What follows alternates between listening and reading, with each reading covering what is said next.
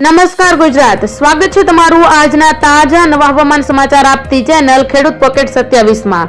મિત્રો, આ સમાચાર તમે દેશના કયા ખૂણેથી જોઈ રહ્યા છો એ ખાસ કમેન્ટ બોક્સમાં જણાવી દેજો અને સાથે ચેનલને સબસ્ક્રાઇબ કરી અને વિડીયોને એક લાઈક કરી દેજો। પરેશ ગૌસ્વામીની આગાહી, શિયાળામાં ચોમાસું બેસશે, 5 દિવસ વરસાદનું એલર્ટ। બગદાણાની બબાલમાં સસ્પેન્ડેડ મહિલા પીઆઈના આકરા તેવર, ગાડીના કાળા કાચ બન્યા ચર્ચાનું કેન્દ્ર। ખાનગી પ્રાથમિક શાળાના લાયકાત વગરના શિક્ષકો માટે 6 મહિનાનો ફરજિયાત બ્રિજ કોર્સ।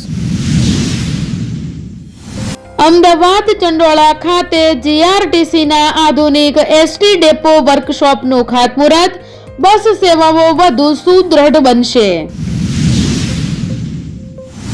ગોપાલ ઇટાલિયાને જૂતું ફેંકવાની કિંમત 50,000 રૂપિયા, ઝડપાયેલા શખ્સનું ચોંકાવનારું નિવેદન, ઈસદાન ગઢવીએ ભાજપ પર સાધ્યું નિશાન। ગુજરાતમાં નવેમ્બર સુધી સ્થાનિક સ્વરાજ્યની ચૂંટણી શક્ય જ નથી તેવો દાવો। કોંગ્રેસ ધારાસભ્યનું શરમજનક નિવેદન, સુંદર સ્ત્રીને જોઈને પુરુષનું મન વિચલિત થાય તો રેપ થઈ શકે છે। પાકિસ્તાન ફરવા ગઈ અને ત્યાં જ પરણી ગઈ ભારતીય મહિલા અને હવે પરત આવવા કરી માંગણી। શિમલાથી પરત ફરતા ગુજરાતના પરિવારને નડ્યો અકસ્માત, 5 લોકોના કરુણ મોત। કોળી સમાજનું અલ્ટિમેટમ, 3 દિવસમાં ન્યાય નહીં મળે તો રાજીનામા આપીશું। જયરાજસિંહ જાડેજા પરિવાર દ્વારા ખોડલધામ ખાતે કરાયું ધ્વજારોહણ।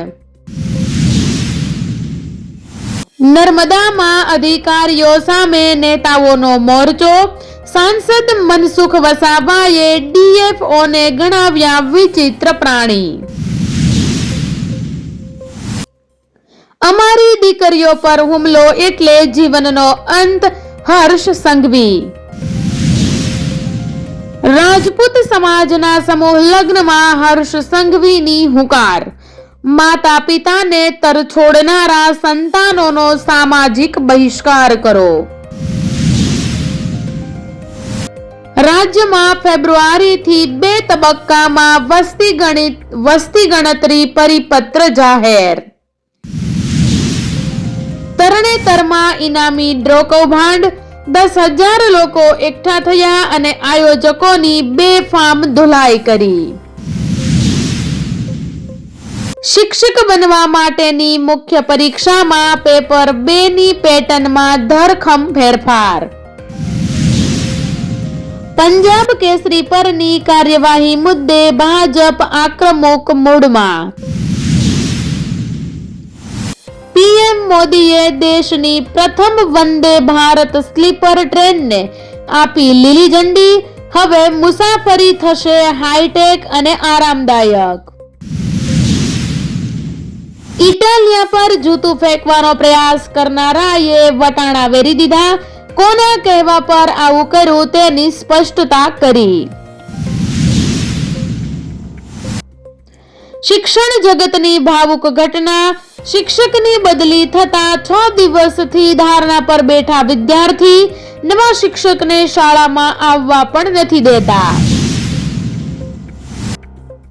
ભાજપના 45 વર્ષના ઇતિહાસમાં પહેલીવાર આવું થશે, 2 કદાવર નેતાઓને લાગ્યો મોટો ઝટકો।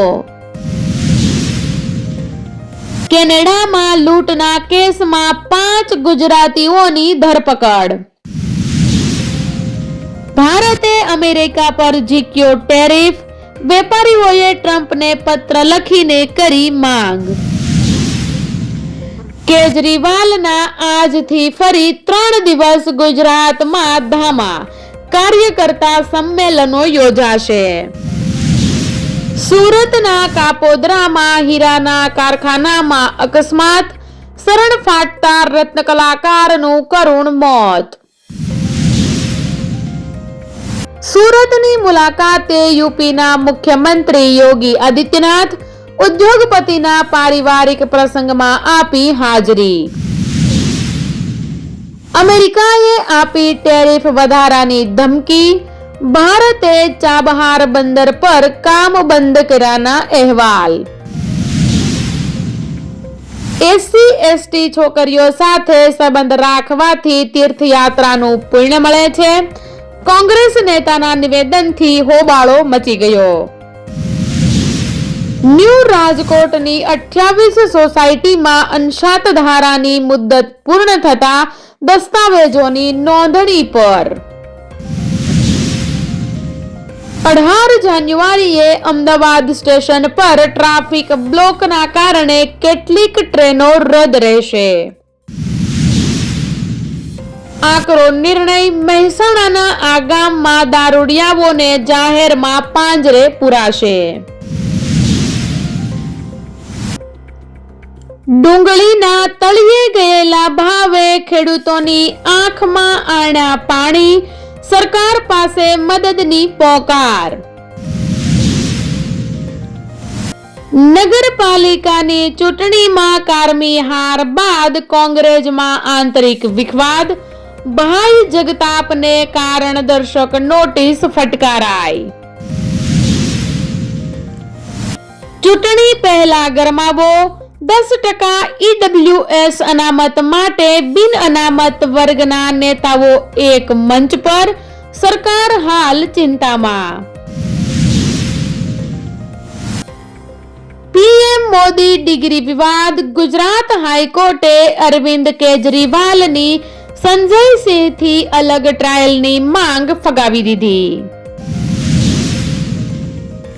ટ્રાફિક બ્રિગેડ જવાનોના પગારમાં 50%નો મોટો વધારો.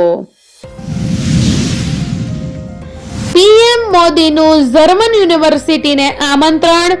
બંને દેશો વચ્ચે ગાંધીનગરમાં થયા ઐતિહાસિક કરારો. 14 વર્ષના વૈભવ સૂર્યવંશીએ તોડ્યો વિરાટ કોહલીનો મોટો રેકોર્ડ. રચ્યો ઇતિહાસ. સુંદર છોકરી જોઈને પુરુષ ભાન ભૂલે છે. બળાત્કાર પર કોંગ્રેસ એમએલએનો બફાટ. રાજકારણ ગરમાયું. ખેડા સાંસદ દેવુસિંહ ચૌહાણનું ચોંકાવનારું નિવેદન. દિવ્યાંગો માટે જે કામ સરકારે કરવું જોઈએ એ કામ અહીં સંતો કરે છે. સોના ચાંદીના વેપાર સાથે સંકળાયેલા લોકોને ઝટકો. આરબીઆઈએ નવા ફોરેક્સ મેનેજમેન્ટ નિયમ જાહેર કર્યા. નેશનલ હાઈવે 48 પર વિઝિબિલિટી ઘટી. ભારે ધુમ્મસને પગલે હાઈવે પર અકસ્માતની વણઝાર. મિત્રો, આવા જ તાજા દેશના અને લોક ઉપયોગી સમાચારો સાંભળવા માટે આપણી આ ચેનલને સબસ્ક્રાઇબ કરી અને બાજુમાં આપેલા બેલ આઇકનને ઓલ પર પ્રેસ કરી લેજો, જેનાથી કોઈ પણ નવો વિડીયો અમે અમારી ચેનલમાં મૂકીએ તો સર્વપ્રથમ નોટિફિકેશન તમને મળી રહે.